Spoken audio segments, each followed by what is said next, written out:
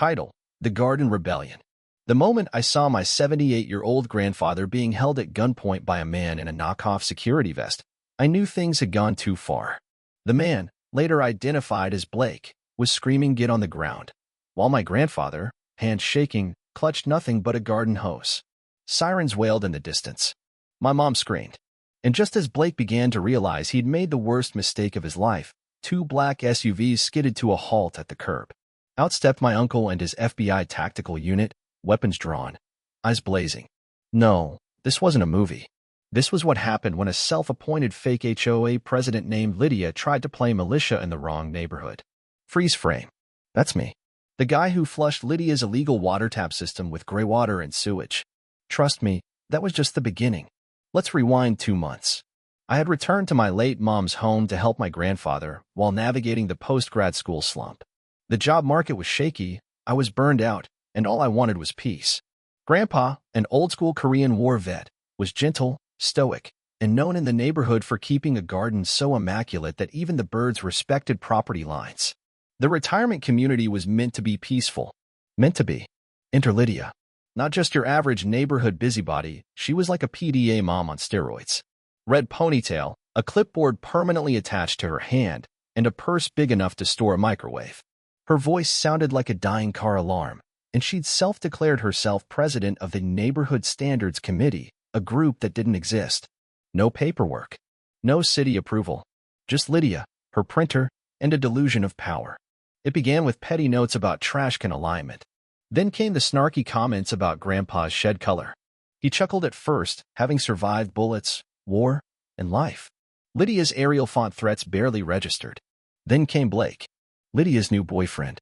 Imagine a man in camouflage shorts, a tight security vest with zero credentials, and sunglasses so dark he looked like he was preparing for a moon landing. He walked like he had binged reality shows and believed he was the next neighborhood enforcer. Worst of all, he had a real gun, stuffed under that vest, just begging to be used. The first time I met him, I was trimming a bush. He stopped, stared, and asked if I had a permit for my clippers. "These?" I asked, raising them. He nodded solemnly. Unmaintained blades are a safety hazard. HOA regulations require annual tool inspections. "What HOA?" I asked. He leaned in, whispering, "It's real. Just not everyone knows yet." I laughed for 5 minutes. Grandpa didn't. He muttered, "Men like that don't stay jokes forever." He was right. A week later, a violation notice appeared claiming Grandpa's American flag was too patriotic and could incite global conflict. It was printed in Calibri. Then came a ticket for the sprinkler being too loud. I recorded it, barely a whisper, but Blake insisted. Weaponized water disrupts auditory peace. Grandpa's confidence faded. That garden had been his last project with Grandma before she passed. Every time he hesitated before watering it, I burned inside. I started collecting evidence, photos, videos, timestamps. I labeled the folder HOA Nightmare. Then came Lydia's grand idea, a community irrigation system. Noble, if she hadn't bypassed permits and tapped into private wells, ours included. All to fuel her backyard rose maze, which she called the Serenity Patch. Water pressure dropped. Grandpa's bills spiked. His peppers wilted. I confronted her. "We're all in this together," she beamed. "Water sharing is neighborly. Not when you steal from a vet." I snapped. Her system was sloppy. I tweaked the backflow valve, rerouting it to a tank of greywater, dish rinse, laundry runoff, even some septic juice. I called it neighborly fertilizer. She didn't notice at first. Her roses yellowed, her hedge maze turned to mush. She blamed barbecue smoke. I waited. Then I flushed the whole thing full force.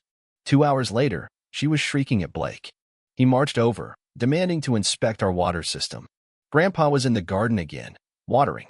On the ground. Blake screamed. "Gun out." Grandpa froze. The hose dripped. My mom screamed. I ducked behind the mailbox, phone recording.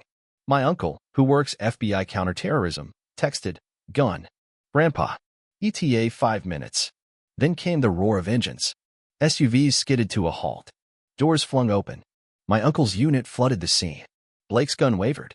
"Drop it," they shouted. The hose slipped from Grandpa's hand. It smacked Blake's shin with a splash. Swamp water and poetic justice. Lydia screamed. Blake was cuffed. But it wasn't over. An agent pulled a folder. "Ma'am, you're under investigation." "For what?" she sputtered. Unregistered dues. Fraudulent documentation. Illegally assumed authority. Neighbors had been paying Lydia hundreds quarterly. She'd faked city stamps, forged letters, and deposited funds under her maiden name. Her rotting rose maze? Evidence A. Agents took photos. Her posted rules were absurd. Patriotic displays need tonal approval. Bright chairs provoke visual chaos. Residents spoke up. Mr. Hensley paid $300 quarterly. Mrs. Chow repainted her house after Lydia called it too cheerful. She tapped 3 wells, nearly drained one. Blake's gun? Stolen. His certification misspelled twice. My grandpa sat on the porch sipping tea. All that, he muttered, over a hose. I uploaded the saga. Lydia's threats. Blake's meltdown. My uncle's team. I titled the video, The Garden Rebellion, How One Man Watered Justice. By noon, it had 200,000 views. News picked it up. Then came a letter. No signature. You crossed the wrong people. This isn't over. Just the board. Another wannabe tyrant? Dumb move. I dug deeper. Gossip pointed to Craig Elson, a former private security officer who lived on the edge of the neighborhood. He was circulating a new group, Neighborhood Compliance Council. I left a flyer in his mailbox. Fake HOAs are illegal. Ask your lawyer. He retaliated with memos, noise surveys, patio checks. Then a letter demanding Grandpa remove his flagstone pathway, citing visual discord. Grandpa called my uncle again. The next day, Craig's mailbox was rubble. Taped to it? One word. Nope. Then our garden light shorted out. Wiring cut.